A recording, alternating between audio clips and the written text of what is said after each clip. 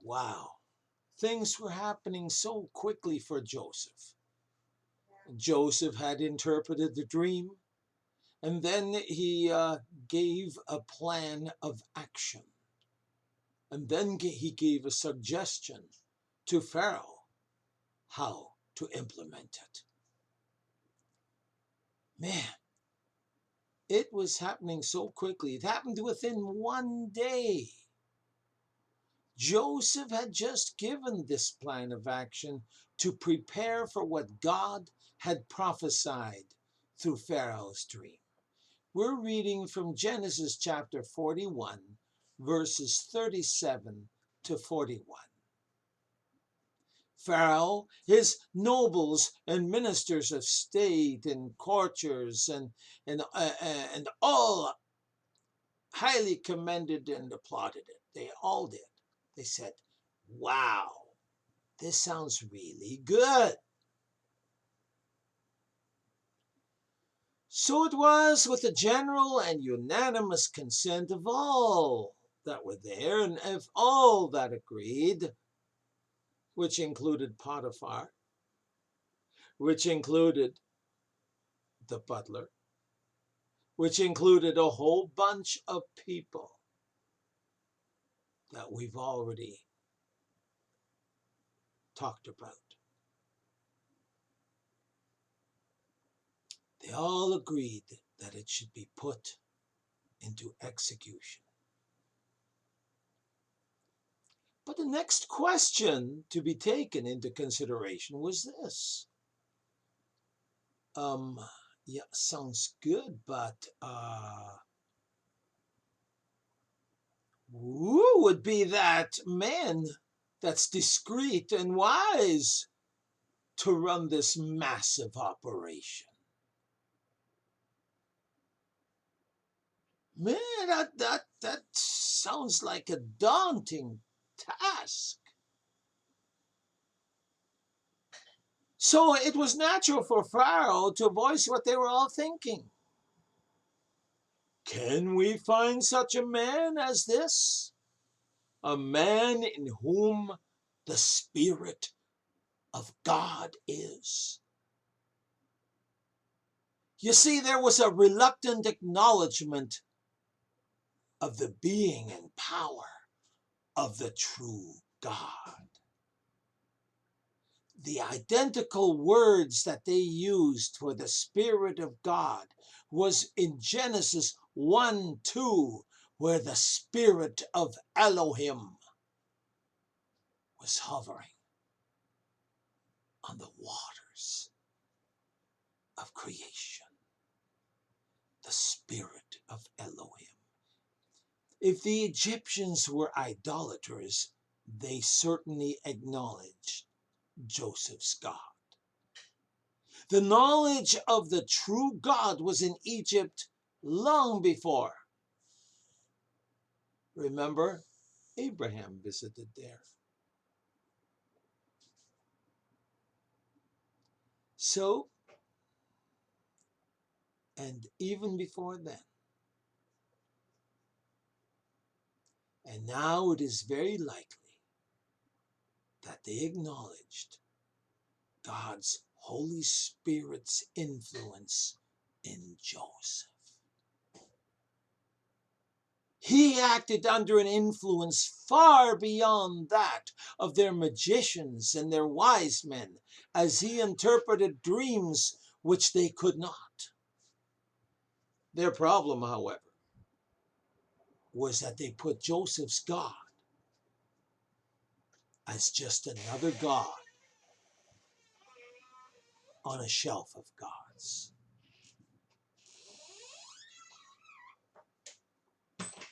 Whereas with Joseph, he was the only God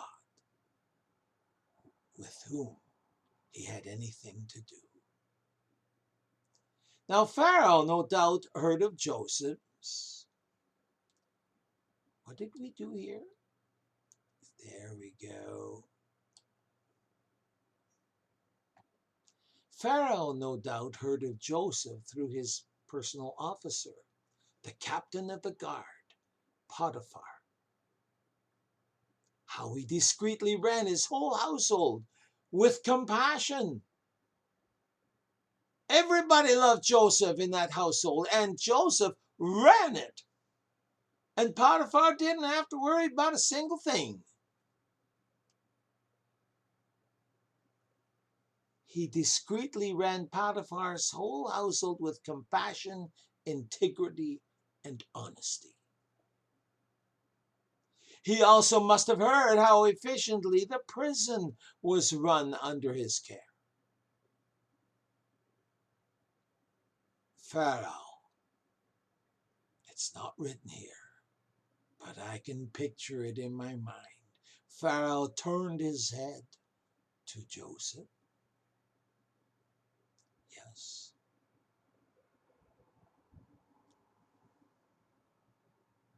And said, for as much as God had shown you all this, there is none as discreet and wise as you. Joseph had just proposed a flawless and practical plan based on his conviction in a God who does not lie. And besides, it was observed that he had such knowledge and experience of things that his answers could not possibly have come from man, but from God.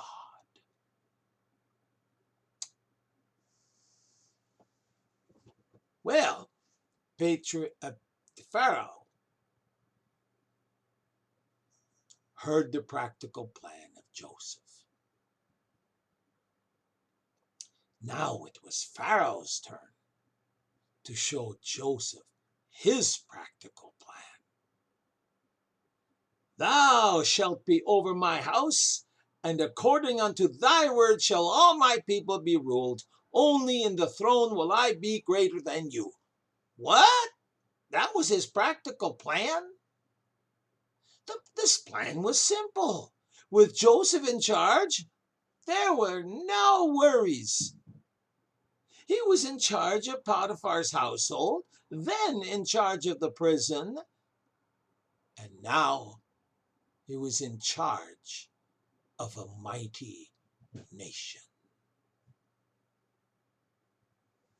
Pharaoh had said, according unto thy word shall all my people be ruled.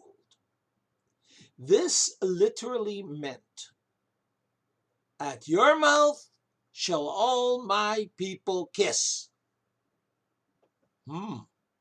That's actually what it says in the Hebrew. In the Eastern countries, it was customary to kiss anything that came from a superior. Folks, this is still practiced in the Roman Catholic Church. When the head of the Roman Catholic Church shows himself, he holds out his hand and you kiss his ring. Yes. What do you wish, my son? I'm not his son.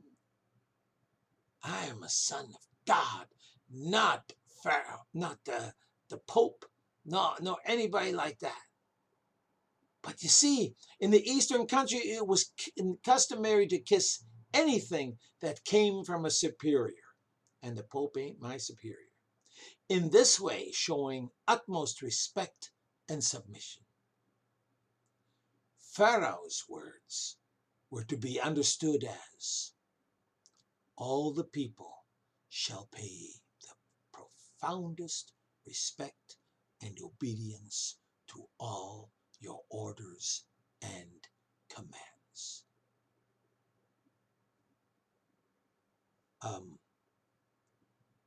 I guess this is not what Joseph had in mind. But God had this in mind for Joseph. So, only on the throne would the king be greater than him. This, in essence, is a perfect description of a prime minister. Joseph was the prime minister of Egypt. Joseph would have sole management under Pharaoh of all state affairs. Actually, he was put in a higher position than that. He was not just a mere prime minister. He was Pharaoh in everything but the throne. You see, Pharaoh, anticipating some opposition, had to make him co-Pharaoh or assistant equal to Pharaoh in everything except the throne. He was to have unlimited power and authority over all his subjects in the land, even to the command of the entire army and navy.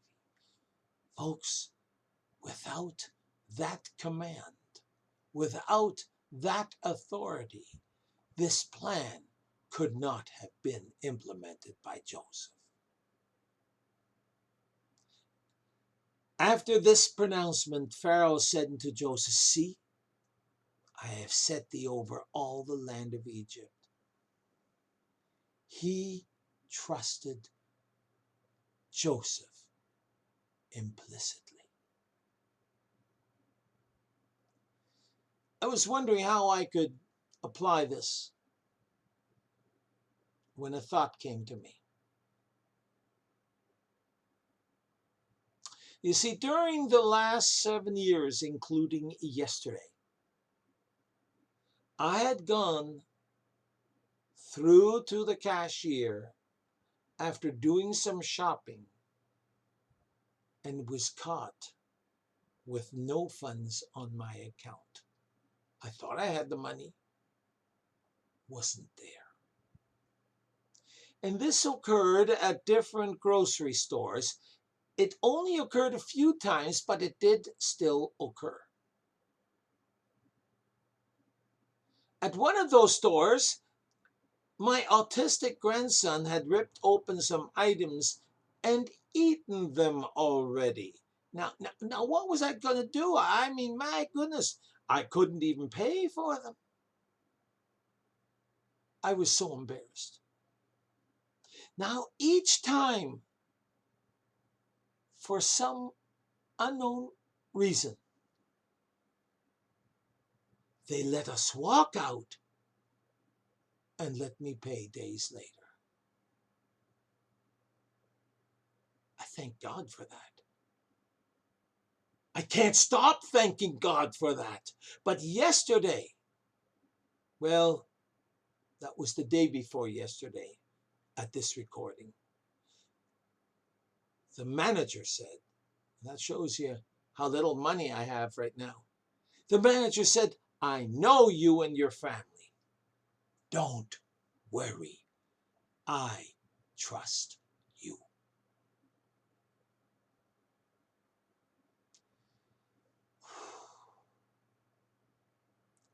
I only have God to thank for displaying in us an aura of undeserved integrity. Without God, I wouldn't have that integrity. But with God's Holy Spirit inside of me, I did not wish to ruin our honest reputation of being trusted implicitly. I came and paid in full. Do you know what my prayer is right now?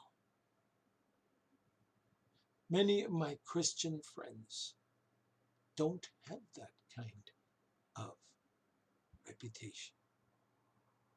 I pray you have this God-given reputation.